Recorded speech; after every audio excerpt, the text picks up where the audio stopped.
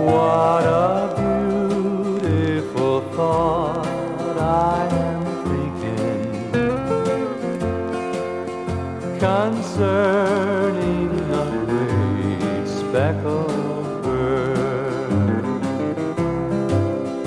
Remember, her name is recorded on the pages of God's holy word,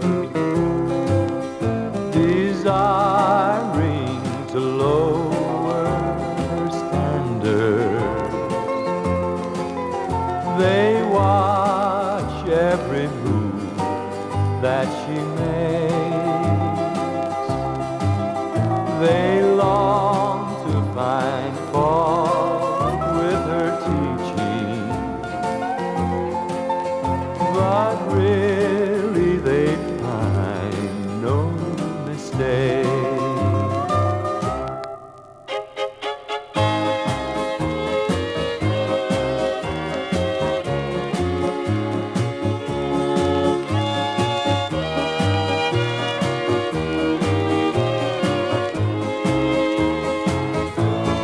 I am glad I have learned of her meekness.